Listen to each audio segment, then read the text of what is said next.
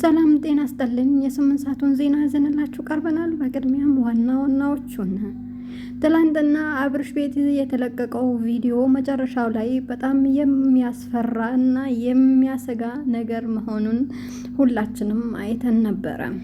ዛሬ ያሉበትን እንዳሳውቃችሁ መጥቻለሁ። ለቤቱ አዲስ የሆናችሁ ሰብስክራይብ እያደረጋችሁ በዜናው ፈታ እያላችሁ ሀሳብ አስተያየታችሁን እየሰጣችሁ እስከ ማታ መቆየታችሁን በአክብሮት እንጠይቃችኋለን።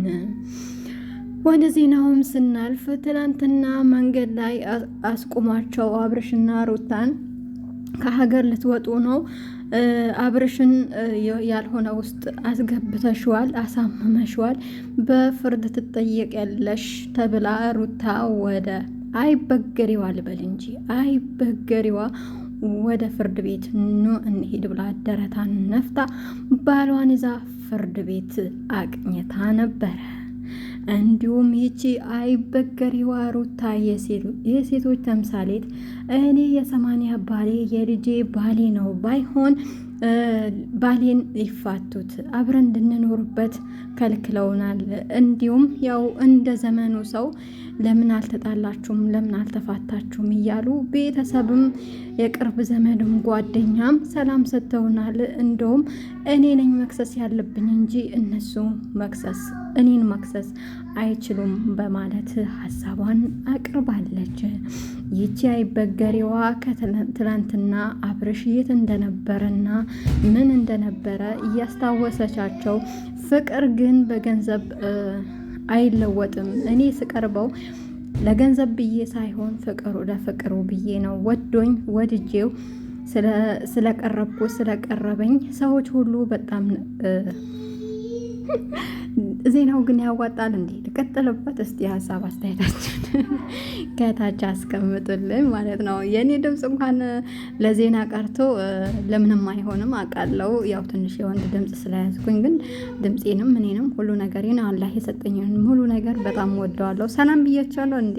አሰላሙ አለይኩም ወራህመቱላህ ወበረካቱ። ውድና የተከበራችሁ የተወደዳችሁ ውድ ቻናሌ ቤተሰቦች እንዴት ናችሁ? ደህና ናችሁ? ሰላም ናችሁ? እኔ ጋር ሁሉ ሰላም፣ ሁሉ መልካም ነው። እናንተም ጋር ሰላም እንደሚሆን ሙሉ ተስፋ አለኝ።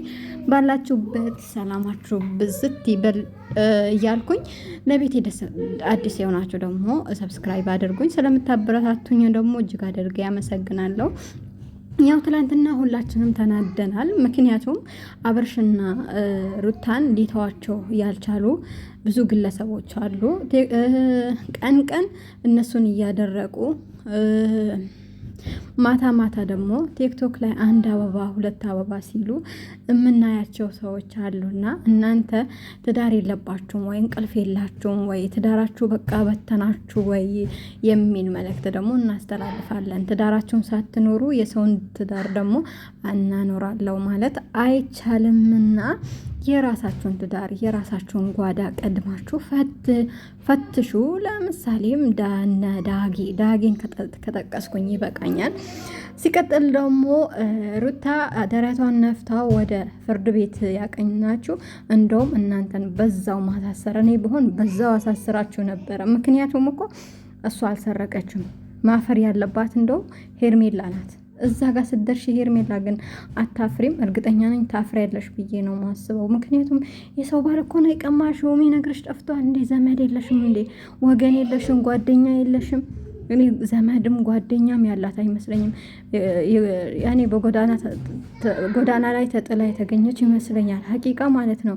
እንዴት ነው በሰው ባል ይሄን ያክል ሞራን ኖሮሽ ይሄን ደረጃ የደረስሽው?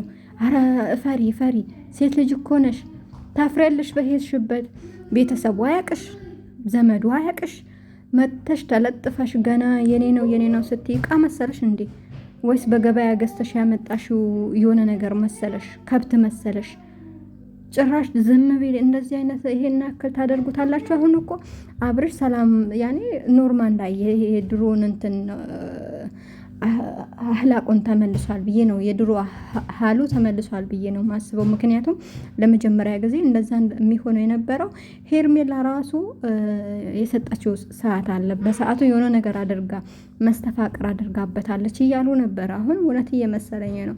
መጀመሪያ ነው የደነዘዘ የነበረው እንጂ አሁን ኖርማል የመጀመሪያው ድሮ ከሩታ ጋር ሲገናኝ የነበረው አብርሽ አሁን ላይ ነው ያገኘ ነው። ስለዚህ ችግሩ ያለው ሄርሜላ ጋር ነው እንጂ ሩታ ጋር አይደለም። አሁንም ቢሆን ሴት ልጅ በቃ በትዳሯ እንደዚህ ቆፍጠንነት ስትል ትዳሯን ስታልበደብት ደስ ይለኛል። እኔ ከሩታ ጎን ነኝ። አሁንም ቢሆን ማለት ነው እየመረራችሁ ዋጡት። ያው ውሽሞቹ ደግሞ የሆነ ቀን መውደቃችሁ ስለማይቀር መጠባበቂያ ያዙ ነገራቸው ብዬ ነው። መጠባበቂያ ያዙ ይሻላችኋል፣ ሀቂቃ ማለት ነው። እና ለማንኛውም አላኩል ያህል የምትደረቡ ሴቶች ተው፣ ጥሩ አይደለም። በሰው ላይ አትደረቡ። የሰውን ህይወት ደግሞ ለመበጥበጥ የሰውን ትዳር ለመበተን አቸኩሉ። አብርሽና ሩታ መቼም ቢሆን አይለያዩም። የልጅ አባት ነው፣ የልጅ እናት ናት። ልጅ በመሀላቸው አለ። ልጅ ደግሞ አስታራቂ ነው። እና የተለጠፋችሁ ድስት ክዳኑን አያጣም እንደሚባለውና እናንተም ክዳናችሁን ብትፈልጉ ጥሩ ነው ብዬ አስባለሁ። ይሄን አከል ካወራውኝ ይበቃኛል እና ማታ በሰፊው ሄድባችኋለሁ። ያው ቪዲዮ ስለሚለቀቅ በሚለቀቅበት ሰዓት እመጣለሁ። ለቤቴ አዲስ የሆናችሁ ደግሞ ሰብስክራይብ አድርጉኝ። የማዳም ቅመሞች ነው የምትከታተሉኝ። አይከፈልበትም። መልካም ቀንን ተመኘውላችሁ። ባላችሁበት ሰላምንም ደግሞ ተመኝቼላችኋለሁ። ሰላምን ተመኙልኝ። ማሰላማ